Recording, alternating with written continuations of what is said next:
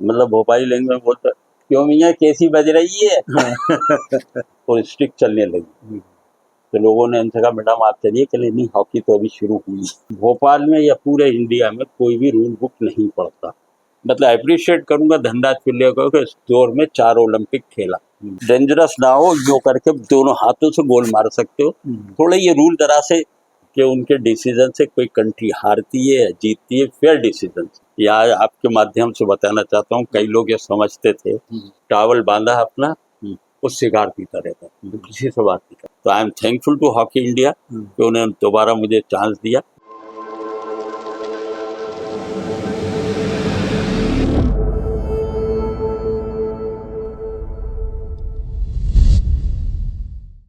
हर शहर की अपनी एक पहचान होती है और ऐसे शहर जो अपने खेल के माध्यम से जाने जाते हैं, उन शहरों में एक नाम है भोपाल का। भोपाल जो मध्य प्रदेश की राजधानी है, साथ ही साथ झीलों के कारण इस शहर को, जिसमें 15 से ज़्यादा पानी के स्रोत हैं, झीलें हैं, इस शहर को कहा जाता है झीलों का शहर। और जब खेलों की बात चलती है तो इस शहर ने आज से लगभग 100 साल पहले एक खेल को अपनाया था, और जिस खेल के कारण इस शहर से 8 ओलंपियन निकले, 40 से ज़्यादा इंटरनेशनल प्लेयर निकले। और नेशनल प्लेयर की तो आप संख्या गिन ही नहीं सकते हैं, क्योंकि अनगिनत नेशनल प्लेयर इस शहर ने दिए। और इसी वजह से इस शहर को हॉकी की नर्सरी भी कहा जाता है। हॉकी को एडमायर किया इस शहर ने, और आज लगभग 100 साल का समय हो चुका है जब इस शहर में जो हॉकी की शुरुआत हुई थी, आज भी अनवरत जारी है। और जैसा मैंने अभी कहा था कि 8 ओलंपियन इस शहर से निकले हैं, लेकिन खिलाड़ियों के साथ साथ केवल एकमात्र इंटरनेशनल हॉकी अंपायर इस शहर से निकला है, जिनसे आज हम आपकी मुलाकात कराएंगे और जानेंगे उनके इस सफ़र के बारे में। वे नेशनल हॉकी प्लेयर भी हैं, जूनियर नेशनल खेला, फिर सीनियर नेशनल खेला, मध्य प्रदेश की ओर से भी खेले और भोपाल की ओर से भी जिन्होंने हॉकी में नेशनल खेला। लेकिन अंपायरिंग के क्षेत्र में आना किस तरह का अनुभव रहा, किस तरह से अंपायर बने, उसके बाद रिटायरमेंट के बाद फेडरेशन ऑफ इंटरनेशनल हॉकी ने उन्हें अंपायर मैनेजर की भूमिका दी। अभी एशियन हॉकी फेडरेशन उन्हें एक अलग तरह की जिम्मेदारी दे रहा है। तो आइए जानते हैं शकील कुरैशी साहब से हॉकी के बारे में, उनके अंपायरिंग करियर के बारे में और इस स्पोर्ट्स के बारे में कि क्या कुछ इस स्पोर्ट्स ने उन्हें दिया है और वे कितने खुश हैं इस खेल के साथ जुड़कर। शकील साहब, बहुत बहुत स्वागत सबसे पहले तो आपका।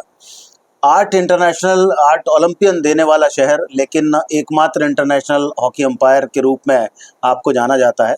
पूरे देश में ही नहीं, विश्व में एक बड़ा नाम है अंपायरिंग के क्षेत्र में। तो हम सबसे पहले तो यही जानना चाहेंगे कि हॉकी अंपायरिंग के क्षेत्र में आपका कैसे आना हुआ, क्योंकि उसके पहले तक आप नेशनल खेल चुके थे और भोपाल के लिए भी खेले, मध्य प्रदेश के लिए भी खेले, जूनियर नेशनल, सीनियर नेशनल, सब कुछ खेला, लेकिन अंपायरिंग फील्ड में कैसे दस्तक दी? दामोदर भाई, हुआ क्या है कि जब हॉकी खेल रहे थे जी जी उस जमाने में कंपटीशन होता था जी। भोपाल में बहुत अच्छे अच्छे प्लेयर थे। जी जी अच्छा, मुझे एक स्टेज पे आके लगा कि अब हॉकी की एज मेरी पूरी हो रही है। तो मैंने अपने आप को एक्टिव रखने के लिए मैंने सोचा क्या करूं क्या करूं। अनफॉर्चुनेटली कहूं या फॉर्चुनेटली, जी भोपाल में या पूरे इंडिया में कोई भी रूल बुक नहीं पढ़ता, क्योंकि ये हमारी बदकिस्मती है कि रूल बुक सिर्फ इंग्लिश में। कोरिया में चले जाओ तो आपको कोरियन लैंग्वेज में मिलेगी, पाकिस्तान में उर्दू में है, चाइना में चाइनीज़ में, लेकिन हमारे यहाँ हिंदी में रूल बुक नहीं। तो वो भोपाल के कई लोगों को पढ़ तो लेंगे, समझने में मुश्किल होती थी। तो अनफॉर्चुनेटली मैं थोड़ा बहुत पढ़ा लिखा तो रूल पढ़े मैंने और मुझे अच्छा लगा कि मैं इस फील्ड में आ जाऊँ। जी जी जी। तो इस तरह मैं इस फील्ड में आ गया। और इस फील्ड में आने के बाद जब 100 से ज़्यादा इंटरनेशनल मैचेस किए, Asian games, Commonwealth games, champions trophy, ऐसे तमाम विश्व के बड़े बड़े हॉकी आयोजनों में आपने अंपायरिंग की है, तो इस फील्ड में कोई आइडियल आपका होगा जिसे आपने एडमायर किया होगा आगे चलकर? शुरुआत तो ऐसे हो गई कि चलिए अंपायरिंग की जाए, लेकिन एक स्टेज के बाद आदमी को, व्यक्ति को लगता है कि ये आइडियल होना चाहिए, इनकी तरह मुझे बनना है। देखिए, 2-3 लोग हैं जिसमें एक बड़ा नाम है जिनको लोग नहीं जानते जी। वो सिर्फ आगा खां टूर्नामेंट खिलाते थे। जी जी। सरोज नागरवाला। अच्छा अच्छा। बॉम्बे आगा बॉम्बे आगा जी। उनके फादर भी अंपायरिंग करते थे, मैंने उनको नहीं देखा, लेकिन सरोज नागरवाला जो थे उनकी एक अलग पर्सनालिटी थी। अच्छा, उस टाइम ऑफ वाइट कपड़े पहनते थे वो। जी तो मुझे जब एक बार मैं खेला उनके अंडर में, तो उनकी पर्सनालिटी देख के अलग ही लग रहा था यार, अथॉरिटी के साथ। जी जी अथॉरिटी क्यों थी? क्योंकि रूल जानते थे। जी उसके बाद सत्येंद्र वालिया, जी बाबा ये लोग ऐसे थे। एक नैनीताल से आते थे, अहमद साहब। जी। तो ये लोग अच्छी अंपायरिंग करते थे, उससे देख के मैं इम्प्रेस हुआ। तो मैंने कहा मैं अपने आप को इस फील्ड में लेके जाऊँ, इस तरह। मतलब धीरे धीरे शुरुआत हुई, उसके बाद ये जो दो चार नाम थे जिन्होंने आपको और ज़्यादा आगे बढ़ने के लिए प्रेरित किया, ये भी हम कह सकते हैं। तो जो शुरुआती दौर था अंपायरिंग का, बड़े लेवल तक पहुंचना तो अलग है, लेकिन शुरुआत अपने शहर से ही हुई होगी। तो पहली बार जब अंपायरिंग की होगी उस टाइम पे, यदि आपको याद हो कि एक प्लेयर खेलने वाला विसिल लेकर जब खड़ा हो गया, तो क्या कुछ एक्सपीरियंस रहा था? क्योंकि बड़े बड़े नाम भोपाल में हैं और भोपाल में कहा जाता है कि यहाँ हॉकी सिखाई नहीं जाती, आपको खुद ब खुद हॉकी आ जाती है खेलना, और साथ में जो रूल्स हैं वो भी लोगों को काफ़ी हद तक पता होते हैं। यदि वो हॉकी खेलते भी हों, नहीं भी खेलते हों, तब भी वे बहुत अच्छे जानकार रहते हैं। एक इत्तेफाक हुआ कि मोतीलाल वोरा जी चीफ मिनिस्टर थे जी उस जमाने में। असलम शेर साहब जी एक हॉलैंड की टीम को बुलाया, क्लब को बुलाया जी और उसका मैच होना था भोपाल में। तो हम भी लगे हुए थे कि भाई हम भी खेलेंगे लेकिन वो फ्रेंडली मैच जी। लेकिन उसमें मुझे टीम में नहीं रखा गया। तो मैंने कहा साहब मैं अंपायरिंग करूंगा। अच्छा अच्छा। तो विजय गुप्ता जी थे, असलम भाई थे, ये सब थे। तो उन्होंने कहा तो अंपायरिंग करना। तो उसमें अंपायरिंग की और बाद में लोगों ने अप्रिशिएट किया। वैसे ही मैच था, एग्जीबिशन मैच था। तो गुप्ता जी ने कहा रे तुम बहुत अच्छी अंपायरिंग करते हो, तो अंपायरिंग शुरू करो। तो उसमें ज़रा सा और इंकरेजमेंट हुआ, तो मैं अंपायरिंग करने लगा। फिर एग्ज़ाम दिया नेशनल का, नेशनल एग्ज़ाम पास कर लिया, फिर रास्ता मिलता गया। शकील साहब, बहुत लंबा अरसा इस फील्ड में हो चुका है, लगभग मेरे ख्याल में 40 साल का सफ़र तो आपका हो ही चुका है, as a player, as a umpire. लेकिन एक रिकॉर्ड है जो मेरे ख्याल में अब शायद ही कोई ऐसा अंपायर है जो डोमेस्टिक सर्किट में उस रिकॉर्ड को तोड़ेगा। 1991 से लेकर 2005 रंगास्वामी कप, जो हमारे देश का डोमेस्टिक सर्किट का सबसे बड़ा जो टूर्नामेंट होता है, नेशनल चैंपियन उसके बाद निकलते हैं, जो ट्रॉफी जीतना अपने आप में गर्व की बात होती है। तो 91 से लेकर 2005 तक एक अंपायर आप रहे हैं। इतने 15 सालों में ना कोई ब्रेक आया बीच में, ना कोई तबीयत खराब हुई, ना कोई ऐसी इंजरी हुई या कुछ हुआ कि आपको मतलब फाइनल में ऑफिशिएटिंग करने का मौका नहीं मिला। तो वो 15 साल का जो रिकॉर्ड है वो कैसे बन गया? बस सब ऊपर वाले की देन है जी। अगर आप ईमानदारी से कुछ काम कर रहे हैं तो आप सबसे आगे खड़े होंगे, आज नहीं तो कल खड़े होंगे। तो एक ही ग्राउंड में भी होता था कि हर टीम की पहली चॉइस में बन जाता था जी। और फिर उसके बाद कई टूर्नामेंट्स में तो मुझसे पूछा गया कि आप फाइनल में आपके साथ कौन हो। तो कई नाम मैंने लिए, लेकिन बस ये ऊपर वाले का करम है कि मतलब मेरी ईमानदारी ने मुझको यहाँ तक पहुँचाया कि मैं तो नामधारी पंजाब सिंध बैंक अगर ऐसी टीमें इंडिया में खेलती थी या पंजाब पुलिस उस जमाने की, तो लोग डरते थे। लेकिन वो लोग ये कहते थे कि हमें शकील साहब से अंपायरिंग करा लो, क्योंकि हमारे लिए ग्राउंड में दोनों टीमें बराबर हैं। एक जज की भूमिका निभाना होती है जी। फैक्ट के साथ। अब आपके पास फैक्ट्स हैं कि कौन इन्फ्रिंजमेंट कर रहा है, कौन रफ खेल रहा है, अगर आपने वो ईमानदारी से करा तो आप आगे जाते हैं। और अंपायरिंग फील्ड में चैलेंजिंग क्या बात रहती है? क्योंकि जितना फिट हम देखते हैं प्लेयर्स को होना पड़ता है, आपको भी हमने कई बार देखा है, आपकी जो बातें सुनी है हमने कि आपकी फिटनेस पर आप ध्यान दें, जो आप यंग जो जनरेशन आती है उन्हें बताते हैं, गाइड करते हैं कि फिट रहें और बॉल के साथ साथ चलें और पूरा फोकस फील्ड पर रखें। ऐसी कई बातें हमने आपसे सुनी है। तो चैलेंजिंग अंपायरिंग में आपको क्या लगा? ये इंटरनेशनली अब इंडिया ने भी शुरू कर दिया। जी जी। अगर आप किसी टूर्नामेंट में जा रहे हैं तो आपको फिटनेस टेस्ट देना ही देना है। बीप टेस्ट होता है, कूपर टेस्ट होता है, 12 मिनट में 2800 मीटर रनिंग करके दिखाना है, मतलब 7 राउंड 400 मीटर जी जी। 12 मिनट में। वो कई टेस्ट होते हैं, अगर आप उन टेस्ट को पास नहीं करते तो इंटरनेशनल टूर्नामेंट में आपको रखेंगे तो लेकिन मैच नहीं देंगे।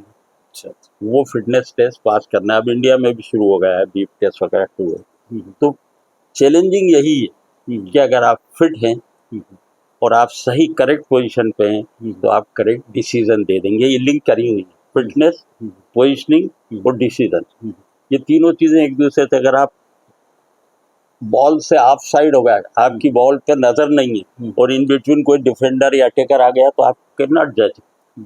तो आपको फिटनेस और अपने आप को इस करेक्ट पोजीशन में लाना है जहां से आपको पूरा ग्राउंड हर चीज दिखे। उसमें मुझे एक एडवांटेज जी, मैं हॉकी खेलता था तो लेफ्ट हाफ पोजीशन पे खेलता। अच्छा अच्छा।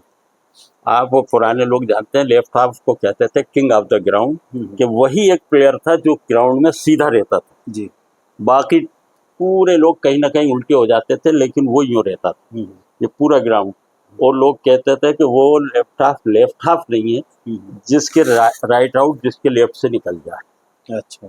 अंपायरिंग में वो चीज मेरे बहुत काम आई। वो अंपायर भी अंपायर नहीं है जिसके इधर से कोई प्लेयर निकल जाए, आपको यूं ही रहना। तो वो मुझे खेलने का एडवांटेज अंपायरिंग में, पोजिशनिंग में बहुत आया।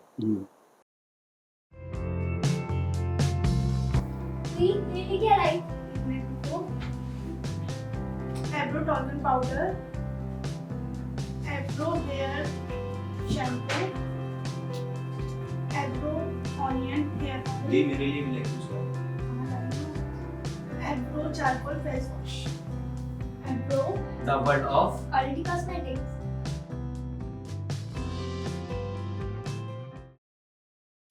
और पहले का समय जो बहुत से रूल्स से ऑफ साइड का रूल चेंज हुआ, फिर पेनल्टी कॉर्नर के रूल चेंज हुए, जो गेम स्टार्ट होता था वो रूल चेंज हुए। जो आपने खेला था वो मेरे ख्याल में जब ऑफिशिएटिंग करने लगे तो वो बहुत एक अलग रूल आपके सामने आ गए थे। तो उनके साथ कैसे एडजस्ट किया आपने जब अंपायरिंग फील्ड में आए? पढ़ पढ़ के और देख देख के हम लोग वीडियोस देखते थे। अंपायरिंग के वीडियोस कई वेबसाइट पे अभी भी डले हैं जी। लोगों को देखना चाहिए। उससे अब तो आप यकीन कीजिए कभी कभी बुरा भी लगता है, आप यूं गोल कर सकते हो। जी जी जी। पहले तो पेनल्टी कॉर्नर की बॉल आपने यूं मारी और स्टिक कंधे से ऊपर गई जी। कि अंपायर ने फाउल दे दिया। अब तो आप डेंजरस ना हो, यूं करके दोनों हाथों से गोल मार सकते हो। थोड़े ये रूल जरा से, या तो आप कहिए यूरोपियन ने अपने हिसाब से चेंज करे, लेकिन उस टाइम भी हमारे एशियन रूल जो कमेटी थी उसमें थे, वो बोलते नहीं थे। हम एशियन, जानते हो आप, जाना है बस बैठना है और आ जाना है। जब तक आप वहाँ पर अपनी आवाज नहीं उठाएंगे जब तक कुछ नहीं होगा। ये चीजें थी। और अंपायरिंग में चैलेंजिंग के अलावा इतने सारे इंटरनेशनल मैचेस आपने ऑफिशिएट किए हैं और जूनियर वर्ल्ड कप भी है जिसमें, लेकिन जब शुरुआत हुई डोमेस्टिक सर्किट में, जब आपका एक धीरे धीरे नाम बनने लगा कि नहीं ये एक अंपायर हैं जो भोपाल से हैं और बहुत फेयर अंपायरिंग करते हैं और बहुत लोग प्लेयर्स को इनके ऊपर भरोसा है, तो पहला इंटरनेशनल जो मैच था आपका, यदि आपको याद आ रहा हो तो उसका क्या एक्सपीरियंस था, कैसा लगा उस पहले इंटरनेशनल मैच को ऑफिशिएट करके? देखिए 91 में मुझे उस टाइम इंडियन हॉकी फेडरेशन होती थी, मुझे इंदिरा गांधी टूर्नामेंट होता था कि इंटरनेशनल टूर्नामेंट दिल्ली में, लखनऊ में भी हुआ बाद में जी। तो उन्होंने मुझे उसमें चांस दिया। आई वॉज क्वाइट यंग उस टाइम। अच्छा अच्छा। वो टीडी आए थे हांगकांग से, मैं नाम याद नहीं आ रहा, but he was very impress, यार यंग बच्चा है अंपायरिंग कर रहा है। और ऊपर वाले क्रम से अच्छी अंपायरिंग हुई। उन्होंने मुझे लास्ट फाइनल मैच भी दिया। अच्छा अच्छा। जिसमें स्वर्गीय राजीव गांधी चीफ गेस्ट थे। जी। वो मैच करा और मुझे उन्होंने रिकमेंड कर दिया इंटरनेशनल ग्रेड के लिए। फिर लाइन बनती गई, टूर्नामेंट मिलते गया।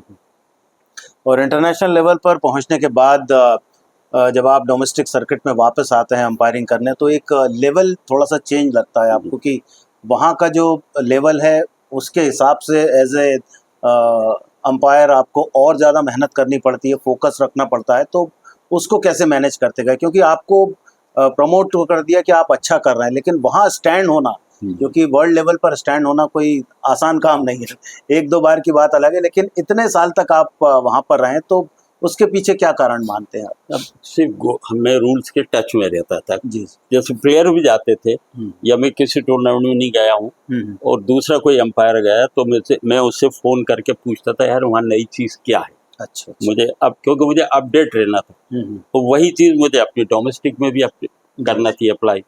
तो उस चीज़ों से मुझे फ़ायदा हुआ कि मैंने अपने आप को कनेक्ट रखा। भले ही मैं एक टूर्नामेंट में नहीं गया, अपने आप को कनेक्ट रखा और फिटनेस लेवल अच्छी रखी। मतलब I was the first umpire जो दौड़ के अंपायरिंग करता था, मुझसे लोग हैरत करते थे क्योंकि मैं बाहर देख के आया था कि आपको भाग दौड़ कितने करना। पहले ये होता था कि ये आपका हाफ है, वो मेरा हाफ जी, लेकिन मुझे वहाँ जाके लोगों ने समझाया कि इसको यूँ करके यूँ बनाते हैं ड्राइंग करके कि आप सामने वाले अंपायर की भी मदद करना है, वो आपकी मदद करेगा। तो आपको सामने वाले अंपायर की 23rd मीटर, पहले 25 गज कहलाती थी, उसके आगे तक जाके, क्योंकि वो अनसाइडेड होता है, आपको इधर से इन बीच में क्राउड है तो इधर फाउल नहीं दिखेगा। तो फिटनेस लेवल अगर है तो आप वहाँ तक जा सकते हो, और फिटनेस लेवल नहीं है तो आप वहाँ खड़े होकर हम कुछ भी डिसीजन नहीं दे सकते। और इंटरनेशनल लेवल पर कुछ ऐसे अंपायर्स होंगे जिनके साथ अभी भी आपका एक जो रैपो बना हुआ है, एक दोस्ती बनी हुई है। किन ऐसे अंपायर्स के साथ आपको ऑफिशिएटिंग करने में अच्छा लगता था कि सीखने को भी मिल रहा है और दोस्ती भी कायम है, क्योंकि काफ़ी आपस में भी कंपटीशन रहता है कि कौन कैसी ऑफिशिएटिंग कर रहा है, एक एक छोटी छोटी बातों पर चर्चा भी होती रहती है। तो ऐसे कोई अंपायर्स जिनके नाम याद आ रहे हो कि इनके साथ ऑफिशिएटिंग करने में अच्छा लगता है? एक अंपायर जिसका बहुत बड़ा नाम है, हाँ, सेंटियागो डियो, स्पेनिश। अच्छा। और वो उसने पहला 1975 में रेनी फ्रैंक हुआ था शायद मद्रास में, उसमें अंपायरिंग करने आया था। और फिर उसने जितने टूर्नामेंट ओलंपिक वर्ल्ड कप करे वो अकेला रहता था। अच्छा। वो ये पर्सनालिटी, और मतलब उसकी आंखों से लोग डरते थे प्लेयर, उसने जो कह दिया नो नो नो सब थम जाते थे, कोई भी प्लेयर हो। वो बहुत अच्छा था। सर्वेटिव थे एक अर्जेंटीना के, फिर बाद में 2 एक लड़के, पीटर वॉनरोथ आया, अमरजीत एक मलेशिया के, ही इज नो मोर, अभी रिसेंटली उसकी डेथ हुई, वो भी बहुत अच्छा अंपायर। इन लोगों से मेरी दोस्ती थी और मैं टच में रहा। तो मैं ग्राउंड पे होता था, ग्राउंड के बाहर भी उसने मुझे सिखाया, डियो ने, कि मोटिवेशन, हम नहीं जानते थे उस टाइम कि मोटिवेशन क्या होता है। अब उसमें अलग अलग उन्होंने बताया। वो आता था ग्राउंड में, आया जहाँ चेंजिंग रूम होता था, चेंजिंग रूम में गया, टावल बांधा अपना, वो सिगार पीता रहता, तो किसी से बात नहीं करता। बोले इट्स मोटिवेशन। दूसरे थे, स्टीव था एक अंपायर, वो कानों में ईयरफोन लगा के अपना म्यूजिक, बात नहीं करते। कई लोग रूल बुक नहीं पढ़ते थे मैच से, कुछ भी अपने नॉवल पढ़ना है, किताब पढ़ना, फोकस बनाने के लिए कि अब मैं आपसे बात करूंगा, दुनिया की बात भी हो सकती है, कुछ टची बात भी हो सकती है। तो वो अपने आप को बिल्कुल अलग रख के फोकस करते थे। मोटिवेशन की ये तरीके थे, तो उन्हीं लोगों ने मुझे सिखाया ये सब चीज़। तो ये तो उनकी बात हुई कि वो लोग कैसे अपने आप को फोकस रखते थे। शकील साहब ने अपने आप को मैच के पहले कैसे फोकस रखा? तब उसमें मैच से पहले ये होता था कि मैं भी थोड़ा, यू वोंट बिलीव, मैं मतलब लंच ही नहीं करता था उस दिन। अच्छा। लोग मना करते थे कि यार खाना खा लो, मैं कहता था नहीं, मैं खाना खाऊंगा तो हैवी। और हम लोग भोपाल के लोग या इंडियन लोग बहुत ज़्यादा रिच फूड खाते हैं। मैं खाना नहीं खाता था, और मेरा सबसे ज़्यादा मदद मेरी धर्मपत्नी ने की कि मैं चला जाता था, पूरा घर बार वो देखती थी, जबकि खुद भी वो सर्विस में थी। She was deputy director in sericulture, अभी VR लिया है उन्होंने। तो इन चीज़ों से मैं था, और मेरा एक दौर तो ऐसा गुजरा है कि मैं एक साथ 4-4, 5-5 टूर्नामेंट इंडिया में घूमते रहते थे। मैं, सत्येंद्र वालिया, बाबा साहब, हम सब लोग, मतलब ये होता था, ये टूर्नामेंट खत्म हुआ, ट्रेन पकड़ी, वहाँ पहुँच गया, दिल्ली खत्म हुआ, लखनऊ चले गए, लखनऊ खत्म हुआ तो बरेली में टूर्नामेंट। कोई छोटा बड़ा टूर्नामेंट नहीं देखते थे, सब जगह देखते। और अंपायर मैनेजर की भूमिका जो IHF ने आपको दी थी जब आपने रिटायरमेंट अनाउंस किया, या एक एज के बाद जब कह देते हैं कि अब आपको रिटायर होना है, तो काफ़ी हमने देखा है कि जो रिटायरमेंट के बाद जो अंपायर्स हैं वो मेरे ख्याल में रिटायरमेंट फिर वो आगे ऑफिशिएटिंग नहीं करते हैं। पर आपने अंपायर मैनेजर की भूमिका जो FIH ने दी उसे स्वीकार किया, तो उसके पीछे क्या कारण था? देखिए, मेरा लास्ट टूर्नामेंट हुआ था हैम्बर्ग में, तो सबको मालूम था ये मेरा लास्ट टूर्नामेंट। अच्छा। तो वहाँ एज के हिसाब से, एज के 47 ईयर्स में FIH आपको रिटायर कर देती। ठीक है। वहाँ बैठे थे हम 4-6 अंपायर सीनियर बैठे। उन्होंने पूछा अब तुम क्या करना है? 2 ऑप्शन थे मेरे पास। अच्छा। या तो आप टेक्निकल में आ जाइए जी, या अंपायर मैनेजर। अच्छा। तो क्योंकि आई लव इसमें अंपायरिंग, दोनों में क्या अंतर रहता है? टेक्निकल टेबल पे बैठना, अच्छा अच्छा। फिर टूर्नामेंट डायरेक्टर हो जाना, ये चीजें। अंपायरिंग से मुझे मोहब्बत थी क्योंकि ग्राउंड में आपको 11 प्लेयर 22 प्लेयर के अलावा 2 अंपायर ही दिखते हैं, जी जी। और वो सबसे इम्पोर्टेंट होते हैं प्लेयर्स के बाद, कि उनके डिसीजन से कोई कंट्री हारती है या जीतती है, फेयर डिसीजन। तो मुझे अंपायरिंग से इतनी होती है, तो मैंने कहा नहीं, मैं अंपायर मैनेजर बनूंगा। मैंने फॉर्म भरा, इंडियन हॉकी फेडरेशन से ने रिकमेंड किया, और मैं अंपायर मैनेजर बना। तो अंपायर मैनेजर की भूमिका जब पहली बार आपको मिली, तो क्या कुछ आपने सीखा भी और क्या कुछ सिखाया भी? क्योंकि फर्स्ट टाइम जब आप कहीं जाते हैं, इतना बड़ा फील्ड का एक्सपीरियंस लेने के बाद वो बैठ के लोगों को समझाना, तो वो कैसा एक्सपीरियंस था आपकी लाइफ का? क्योंकि आपने तो कर दिया कि आप मुझे तो रहना तो इसी स्पोर्ट्स के साथ ही है। अंपायर मैनेजर का रोल बड़ा इम्पोर्टेंट है जी वो हमें बाद में पता चला। जी। आपको नॉलेज होना चाहिए पूरी, आपको जाते अंपायर्स का टेस्ट लेना है, फिजिकल फिटनेस टेस्ट। अच्छा अच्छा। उसके बाद आपको पूरे टूर्नामेंट अंपायर्स को बताना भी है हर मैच के बाद, ओके। क्या आपने क्या सही किया और क्या और अच्छा कर सकते थे और क्या आपसे मिस हो गया। मैं गलती नहीं कहूँगा, there is no perfect umpire in the world, yes. Every umpire commit a mistake, but a good umpire never repeat a mistake. Simple सी लॉजिक। जी। उसमें लास्ट में हमें क्या होता था, फिर अंपायर्स को रिकमेंड करना था।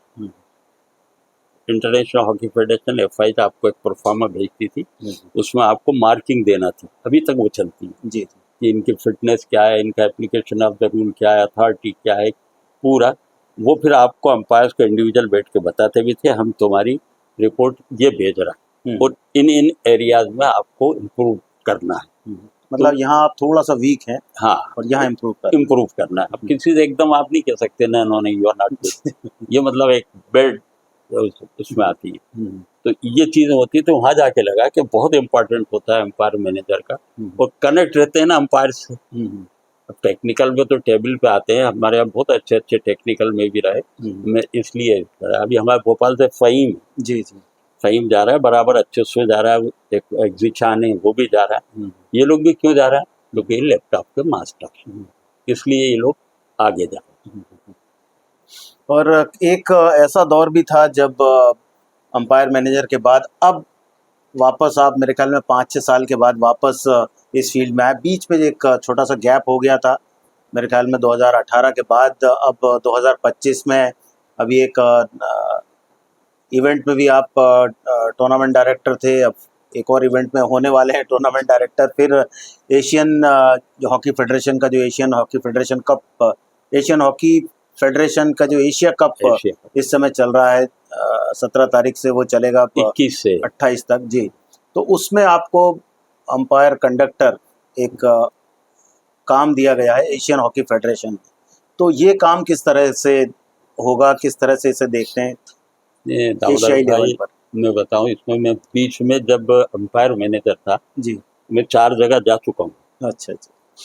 FIH ने मुझे भेजा था, ब्रुनाई गया था, बांग्लादेश गया मैं, म्यांमार गया और एक जगह और गया था। तो मैं इसके टच में तो था जी कि कोर्स कंडक्टर को, और अभी भी आजकल मैं जाने से पहले पढ़ रहा हूँ जी, क्योंकि पढ़ाने के लिए पढ़ना पड़ता है जी कि कभी किसी जो पार्टिसिपेंट्स आए अंपायर उन्होंने कुछ क्वेश्चन कर लिया तो वहाँ नील बटा सन्नाटा ना जी जी। तो वो उसकी थोड़ी बहुत नॉलेज है, और इसलिए मैं अपनी पूरी तैयारी करके जा रहा हूँ और मुझे खुशी हो रही है कि फिर मैं हॉकी की सेवा के लिए आ गया हूँ। ये बीच में गैप जो आया, इसके पहले तो आप लगातार लगे हुए थे और अंपायर मैनेजर जैसे आपने बताया FIH ने जो जिम्मेदारी दी थी बहुत ही शिद्दत के साथ उस जिम्मेदारी को आप निभा रहे थे। तो ये गैप आने का क्या कारण रहा है? कोई पर्सनल कारण या फैमिली? मतलब पर्सनल कारण से मैंने खुद छोड़ा, या आपके माध्यम से बताना चाहता हूँ, कई लोग ये समझते थे कि मुझको हटा दिया गया जी। तो मैंने खुद मेल डाला था हॉकी इंडिया में कि मैं आज से अपने आप को हॉकी इंडिया से, हॉकी इंडिया का मैं चेयरमैन था उस टाइम अंपायरिंग कमेटी, जी जी, हॉकी इंडिया से, एशियन हॉकी से, इंटरनेशनल हॉकी फेडरेशन सबसे अपने आप को विड्रॉ करना हूँ। अब मैं I am not involve in any sports, in hockey sport. ये खुद मेरा डिसीजन था, और मेरे पर्सनल व्यक्तिगत कारण से डिवोर्स हुआ। तो फिर वापसी के लिए क्या कुछ हुआ कि शकील साहब फिर अपने उस प्यार को वापस लेने के लिए आ गए कि नहीं नहीं, मुझे अब जो मेरी जो दिक्कतें थी वो अब पूरी हो चुकी हैं, फिर मुझे लगता है कि वहाँ मैं बहुत ज़्यादा कंफर्टेबल हूँ उस हॉकी की फील्ड में, अंपायरों को, नई जो जनरेशन है उन्हें ट्रेन करने के लिए। नहीं, मैं घर वाले मेरे पूरे सेटल्ड हो गए। मिसेज ने वीआरएस ले लिया, बेटा सॉफ्टवेयर इंजीनियर है, उसकी शादी हो गई, उसका बच्चा हो गया।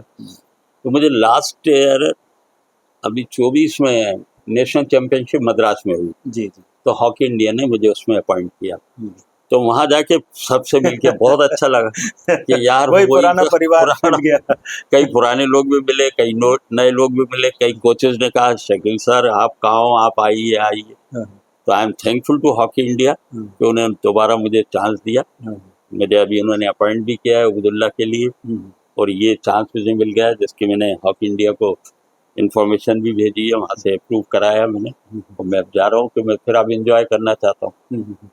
यानी फिर से उसी फैमिली के साथ जुड़ना चाहेंगे जिस फैमिली के साथ 40 साल से आप जुड़े हुए हैं, और वर्ल्ड में अलग अलग जगह आपने अंपायरिंग की है, बड़े बड़े टूर्नामेंट्स में अंपायरिंग की। कोई ऐसा टूर्नामेंट है जिसमें जाने के बाद आपको लगा कि हाँ यार ये चैलेंज था, और वाकई यहाँ लगा कि हाँ हम भी इंटरनेशनल लेवल पर हैं, और इस लेवल पर अंपायरिंग करना आसान काम नहीं है, लेकिन चुनौती, जैसा आपने शुरू से ही हमेशा ही चुनौतियों से आपका सामना होता रहा है, तो वो चुनौती आपने बहुत अच्छी तरह से कंप्लीट की हो। अब वैसे तो एशियन गेम्स वगैरह मैं कर चुका था, लेकिन बहुत बड़ा टूर्नामेंट होता है चैंपियंस ट्रॉफी, जी जिसमें सिलेक्टेड टीम्स आती टीम हैं। है। और मुझे पहली चैंपियंस ट्रॉफी अंपायरिंग करने का मौका मिला 95 में बर्लिन, जी जर्मनी। तो वो एक अलग एक्साइटमेंट था। अच्छा, वेदर कंडीशन भी बड़ी ख़राब थी जिस दिन टीम ग्राउंड में पहुंची है, हम लोग पहुंचे हैं तो स्नोफॉल हो रहा था। ओहो। तो मतलब एक अलग एटमॉस्फेयर था, लेकिन अंदर से डिटर्मिनेशन था कि करना। और वो टूर्नामेंट मेरे लिए चैलेंजिंग था, और 95 में ही मुझे चैंपियंस ट्रॉफी से इंटरनेशनल हॉकी फेडरेशन ने ग्रेड 1 की मतलब प्रमोट किया, ग्रेड 1 दिया मुझको 95 टूर्नामेंट के बाद। तो वो यादगार टूर्नामेंट था। मतलब उसके बाद फिर सफ़र और आगे चलता रहा, और जो भी मैचेस थे इंटरनेशनल लेवल पर, फिर वहाँ कंफर्टेबल आप होते रहे। इंडिया के डोमेस्टिक सर्किट की बात करें तो काफ़ी हमने देखा है कि जो पहले के टूर्नामेंट से आज से 15-20 साल पहले, जब आप एक बड़े एम्पायर के रूप में देश में पहचान रखने लगे थे, वो काफ़ी कुछ लड़ाई झगड़े हर इवेंट में होने लगे थे, और कई बार मतलब अच्छा भी नहीं लगता था कि इतना हमारा देश का इतना बड़ा आर्ट जिसने ओलंपिक में मेडल जीते हैं, वो खेल में इस तरह की जो गतिविधियां आ रही हैं, बड़ी दिक्कत देने वाली, लोगों को बहुत चुभने वाली बात हुआ करती थी। लेकिन आपके साथ कभी ऐसा नहीं हुआ? कभी बस सबका प्यार है, वो ऊपर वाले का करम है जी। क्योंकि ईमानदारी ना, मैंने कहा आपको पे करती है। यकीन कीजिएगा कई टूर्नामेंट में अंपायर मना कर देते थे कि हम नामधारी का मैच नहीं खिलाएंगे, पंजाब पुलिस का नहीं खिलाएंगे, या पंजाब सिंध बैंक का नहीं खिलाएंगे। लेकिन टूर्नामेंट कमेटी सबसे पहले मुझे नाम पे खड़ी हो जाती थी, और टीम भी कहती थी हाँ आप इनसे करवा लीजिए, क्योंकि हमारे लिए ग्राउंड में वो बड़ी टीम खेल रही हो या एक डिस्ट्रिक्ट लेवल की टीम खेल रही हो, दोनों बराबर होते हैं। क्योंकि रूल की एप्लीकेशन उन पर भी वही अप्लाई करना है जो उन पर करा। उस वजह से बड़ी इज्जत मिली। नहीं तो आपने उस दौर में देखा, आगा खां कोई नहीं भूल सकता, जी जी एयरलाइंस पंजाब पुलिस, जी संजय गांधी टूर्नामेंट में नामधारी पंजाब सिंध बैंक, जी मेनका गांधी आके बैठी थी फाइनल के लिए, और स्टिक चलने लगी। तो लोगों ने उनसे कहा मैडम आप चलिए, चलिए नहीं हॉकी तो अभी शुरू हुई। मतलब वो इसके बाद हॉकी इंडिया ने कोड ऑफ कंडक्ट बहुत अच्छा बनाया कि अगर जरा सी भी कोई मिसकंडक्ट करेगा तो उसको फौरन इंक्वायरी के लिए बुलाते हैं और उसको सस्पेंड कर देते हैं, या जो भी उस पर पेनल्टी लगाना है लगाते हैं। अब तो हर टूर्नामेंट में अगर किसी प्लेयर ने आपसे बदतमीजी, दोनों ने प्लेयर ने आपस में लड़ाई झगड़े करें, या सिर्फ आपने इंटेंशनली स्टिक स्विंग कर दी, तो शाम को टूर्नामेंट डायरेक्टर अपने रूम में बुला लेता है, आपका एक्सप्लेनेशन कॉल होता है, और अगर उसमें लगता है कि इंटेंशनली करा है तो आपको सस्पेंड कर दिया जाता है कि आप खेलने आए, किसी को स्टिक क्यों करने दी। तो आप खेलने आए हैं, लेकिन आपको नियमों के अनुसार खेलना है, और शकील भाई ने उन नियमों को बहुत ही अच्छी तरह से अप्लाई किया है। और यही वजह है कि जैसा मैंने बताया 15 साल तक लगातार रंगास्वामी कप का फाइनल, और एक अंपायर हमेशा ही शकील कुरैशी साहब उस समय पर रहे। शकील साहब, भोपाल में अंपायरिंग करना, क्योंकि आपका शहर है, यहाँ आप पले बड़े हैं, यहीं आपने हॉकी सीखी है, यहीं आपने अंपायरिंग सीखी है, तो यहाँ अंपायरिंग करना कितना चुनौतीपूर्ण रहता था, कितना चैलेंजिंग रहता था? सर यहाँ पर क्या था, लोग हॉकी जानते थे, इसलिए अंपायर्स को भी बहुत अलर्ट रहना पड़ता था, क्योंकि मैंने खुद देखा है चीफ गेस्ट जो हैं जी हाथ मिलाया, जाकर बैठ गया, और मैच में चीफ गेस्ट सबसे ज्यादा आवाज लगा रहा है। जी जी तो क्योंकि वो हॉकी जानते थे, भले ही वो जी रूल से इतनी वाकफियत नहीं थी, लेकिन रूल जानते थे। भोपाल में जिसने अंपायरिंग कर ली वो वर्ल्ड में कहीं भी कर सकता है। यहाँ पर अच्छा कमेंट्स करने वाले आपने नाम सुना होगा, नाहर सिंह मामा, जी जी एक केरे मियाँ थे, जी वहीद कुंवर जैसे नाम थे, जो आपको अजीज भाई थे एक बीचल के, जी मतलब वो उनकी आवाज ऐसी गूंजती थी कि अच्छे अच्छों के टांगे कांपने लगती थी। तो ये एक बड़ा भोपाल में बड़ा अच्छा रहता था कि अंपायरिंग, अब वो जोर अलग था, वो जी। पब्लिक स्टेडियम पैक होता था, आपने देखा। जी। अब तो 200 लोग आ जाए तो बड़ी बात है। तो क्या इस चैलेंज के बीच में आपने किस तरह से अपने आप को स्टेबल रखा? क्योंकि जैसा आप बता रहे हैं, जो आवाज़ लगती थी वो आवाज़ एक अलग स्टेडियम में गूंजती थी, भले उसमें 15-20 हज़ार लोग बैठे, लेकिन वो आवाज़ बिल्कुल अलग ऑफिशियल के कान में भी गूंजती थी। तो कैसे मैनेज करते थे उन चीज़ों को? सब कई चीजें आवाज में आती थी, लेकिन हमें अपना कंसंट्रेशन नहीं छोड़ना होता था। मतलब भोपाली लैंग्वेज में बोलते, क्यों मियाँ कैसी बज रही है? मतलब टिपिकल एक अलग स्टाइल है भोपाल का। हमारी भी अल्फाज कई ऐसे निकलते हैं जिसमें लगता है भोपाली टच है, जी और रहता ही है। आप जहाँ रहते हो, पले बड़े पैदा हुए, तो वो, लेकिन हम समझ जाते थे कि यार अगर हमने अपने आप को पब्लिक की तरफ डाइवर्ट कर लिया तो ग्राउंड से दूर हो जाएंगे, इसलिए वो करते थे। लेकिन मजा आता था अंपायरिंग करने। शहर से बाहर हो और रिलेटिव के यहाँ पैकेट भेजना है, ड्रॉप जोन है ना। शहर में कहीं से भी अपना पैकेज पिक या ड्रॉप करवाएं। ड्रॉप जोन है ना। Drop zone.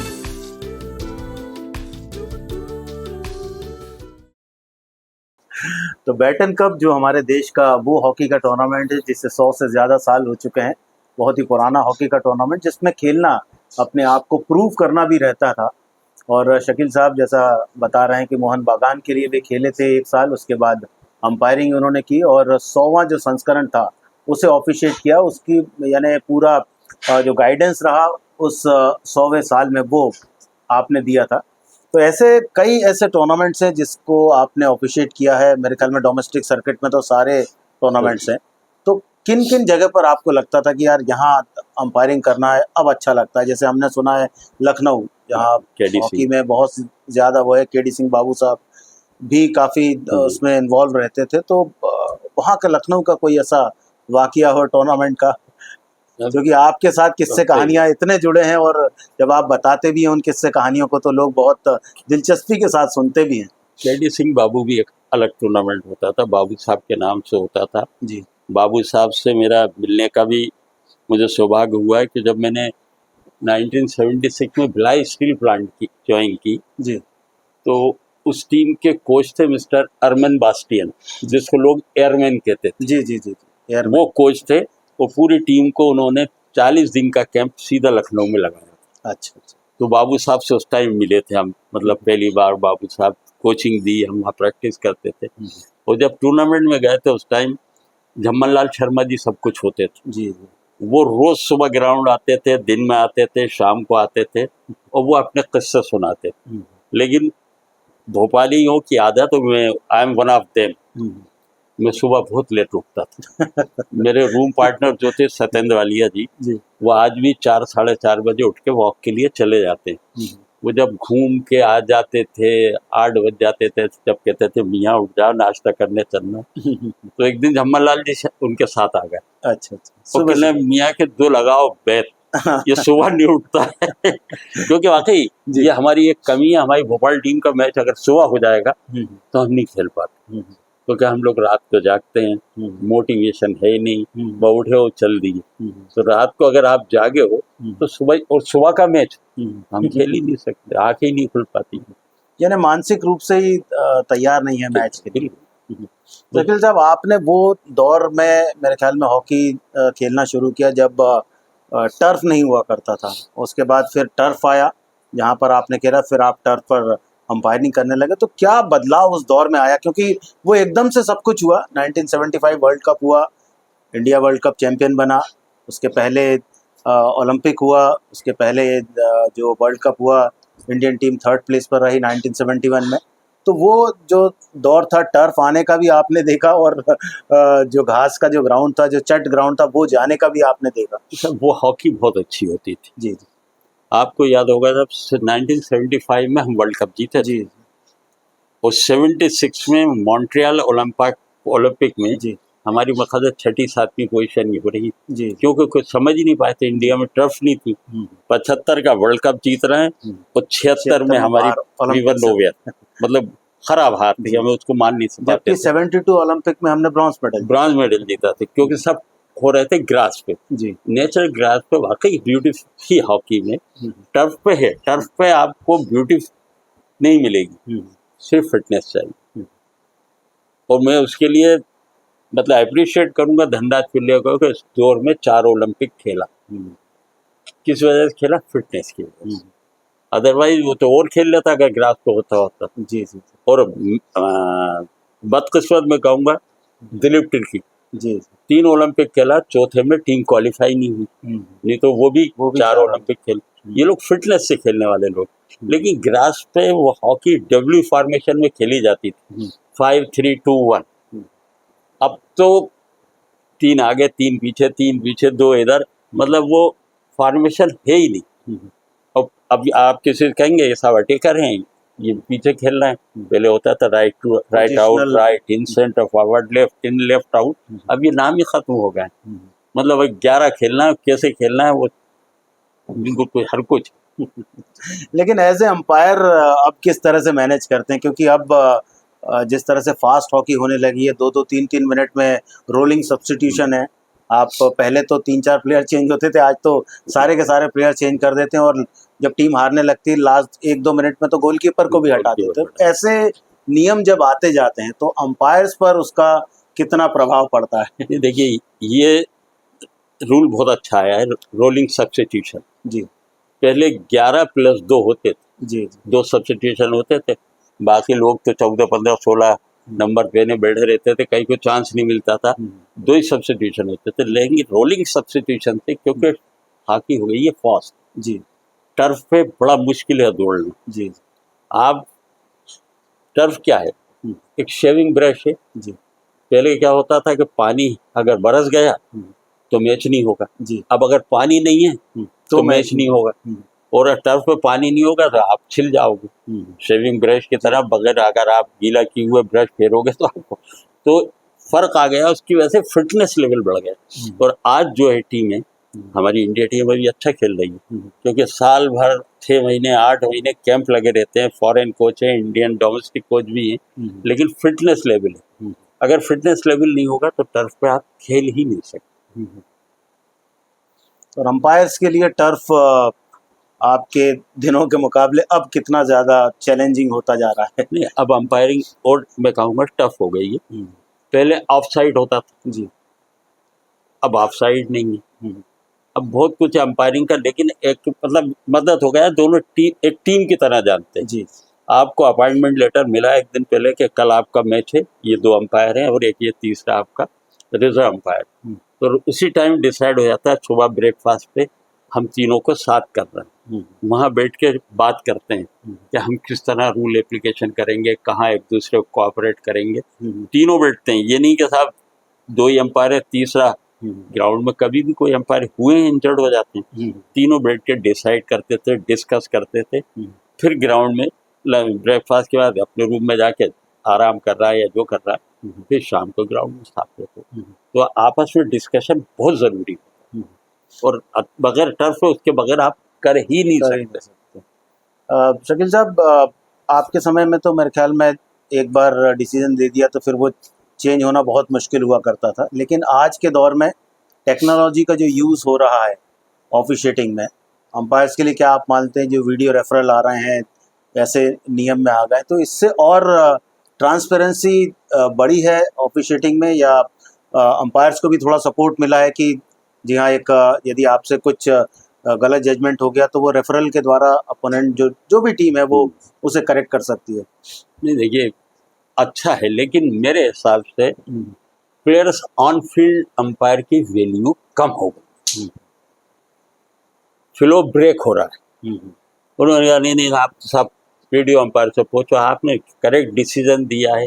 हमने भी करेक्ट भी दिया और कभी कभी गलत भी होते थे। Team have to accept the decision. लेकिन आज क्या होता है, अब 5 मिनट के लिए 3 मिनट के लिए ब्रेक कर दिया, वहाँ से रिप्ले पे रिप्ले चलना है, रिप्ले पे रिप्ले। लेकिन मैं साथ में ये भी कहूँगा, टर्फ पे इतनी फास्ट हॉकी हो गई है कि कई बार आपको नहीं दिखता है। मैं बता रहा हूँ, आज एडमिट कर रहा हूँ, मैंने 1-2 गोल ऐसे दिए हैं कि मुझे नहीं दिखा था किससे डिफ्लेक्शन हुआ, लेकिन प्लेयर्स को रीड करके मैंने गोल दिया और वो लकीली सही निकले। कि उधर से क्रॉस है, मैली होती है ग्राउंड डी के अंदर, तो 5-6 डिफेंडर 4-5 अटैकर, अब किसकी स्टिक टकराई, लेकिन डिफेंडर के कई बार एक्सप्रेशन से गोल दे दिया। लेकिन रेफरल आज के दौर में सही है, क्योंकि टर्फ पे हॉकी बहुत फास्ट हो रही है।